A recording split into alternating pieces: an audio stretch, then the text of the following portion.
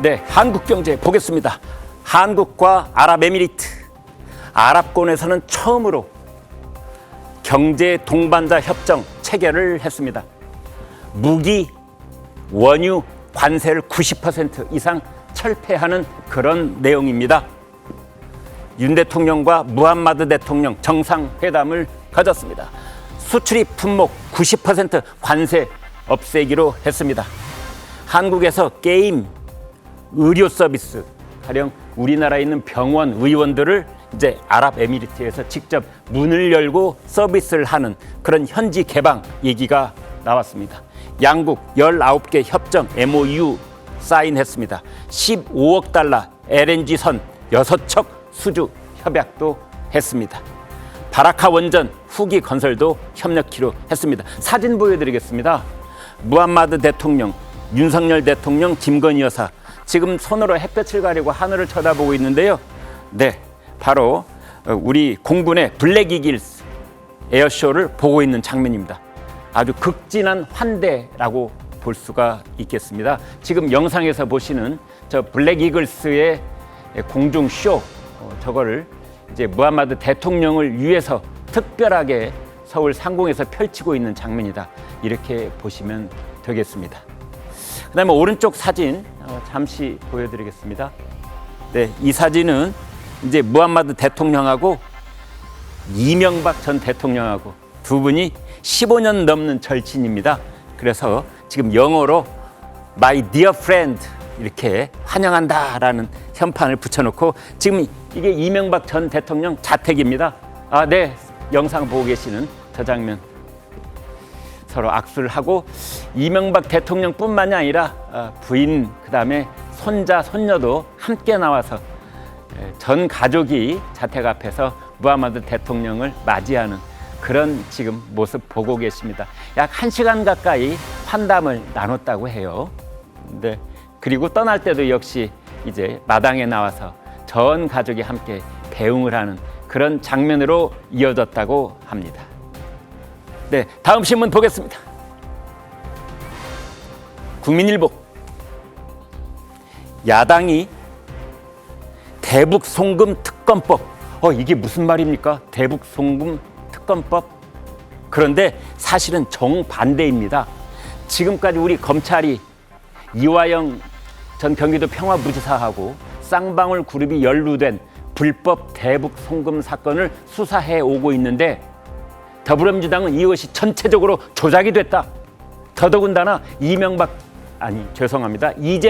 전 더불어민주당 대표가 연루된 것처럼 조사하는 것은 다 조작된 것이다. 그래서 검찰이 아닌 특검이 이 사건을 조사해야 된다. 특히 검찰의 조작 부분을 조사해야 된다라는 것이 대북 송금 특검법이 됩니다. 이걸 6월 3일 발의하겠다는 겁니다.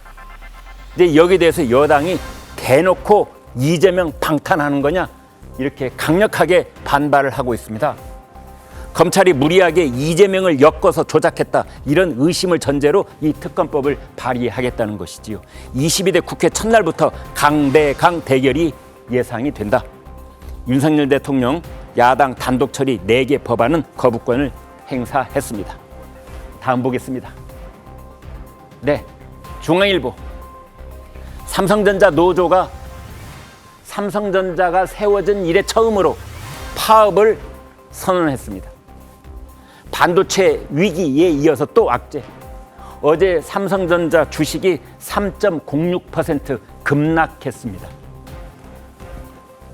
사측과 성과급 등 협상 이견 못 좁혀 조합원 28,000명, 전 직원의 23%. 6월 7일 연차 내라 단체 행동 지침. 노사 갈등 장기화된 경영 쇄신의 타격. 그렇지 않아도 삼성전자 반도체 위기, 특히 SK 하이닉스, 또 대만의 TSMC 등하고 이 경쟁 관계에서 지금 심각한 위기 국면에 있다, 이런 얘기가 계속 나오고 있던 차에 느닷없이 노조의 첫 파업 선언이 터져 나온 겁니다. 오늘 한국경제신문은 이 파업 뒤에 민주노총이 세를 확장시키려 하고 있는 것이다, 이런 제목을 붙였습니다. 그래서 현대그룹 쪽에서는 현대차그룹 노조가 민노총 민주당의 큰 세력 중에 하나고 이제 삼성전자에도 이러한 입김이 불어닥친 것 아니냐 이런 분석까지 나오고 있습니다. 네, 서울경제 보겠습니다. 부활한 거물, 잠룡급 초선, 여의도를 달군다 이런 제목을 붙였습니다. 22대 국회가 오늘 개원합니다. 2년 만에 돌아온 재선의 김은혜 의원, 7년 만에 민주당이 복귀한 이현주 의원, 여전사 3인방으로 불린 추미애 의원, 전현희 의원, 대선 후보들 출신인 정동영 의원 다 돌아온다. 근데 사진을 보면 말이죠. 나경원 의원 사진도 있고 박지원 민주당 의원 사진도 있습니다. 이제 오른쪽에 두 사람 이준석, 조국 이제 이 두 사람이 초선이긴 하지만 전국적 유명도도 있고 잠룡급 아니냐 이제 이런 제목을 붙였는데 글쎄요 시청자들께서 이 두 사람이 잠룡급으로 보이실런지요. 아마 다른 의견이 있으신 분도 있을 텐데 왜냐하면 한 분은 지금 사법 리스크가 금년대로 어떻게 될지 매우 지금 위험한 상황이 있는 거고 이준석 의원 네 좀 두고 봐야 되겠는데요. 아무튼 이제 이런 식으로 이 신문은 제목을 붙였습니다. 다음 보겠습니다. 동아일보 이재명 더불어민주당 대표가 이제 연금 개혁에 대해서도 국민의힘 우리가 받겠다. 지난 토요일 날 긴급 기자회견으로 이제 그렇게 해서 여당 쪽에 먼저 주도권을 주려고 했던 것에 이어서 지금 25만 원 지난 총선 공약이기도 하죠. 이제 긴급 지원금, 구호금 이제 이런 쪽으로 주려고 했는데 경제 활성화도 할 겸 말이죠. 그런데 이것을 전 국민에게 주지 않고 차등화해서 주겠다라는 그 여당 쪽의 주장을 받아들이겠다. 이런 얘기를 했습니다. 그래서 지금 더불어민주당 이재명 대표가 민생 이슈에서도 주도권을 잡으려고 하는 것 아니냐 이런 얘기입니다. 이 사진 잠깐 보실까요? 사진을 이렇게 좀 가깝게 보면 말이죠. 지금 이게 그 더불어민주당 어제 아침에 최고위원 회의하는 장면입니다. 이재명 대표가 있고 옆에 박찬대 원내대표가 있는데 두 사람 표정 박찬대 원내대표가 뭔가 이야기를 진지하게 듣고 있고 이재명 대표가 나직한 목소리로 지금 뭔가 이야기를 하고 있는 그런 장면의 사진입니다. 그래서 25만 원을 차등 지급하자는 그 공약에 대해서 이제 이재명 대표가 윤석열 대통령한테 신속히 만나서 협의하자 이런 이야기를 했습니다. 거야 독주 이미지를 벗고 중도층 공략하려는 것 아니냐 이런 얘기입니다. 당내에서는 금기시됐던 종부세 완화 이런 주장이 민주당 지도부에서 지금 릴레이 하듯 계속 나왔었거든요.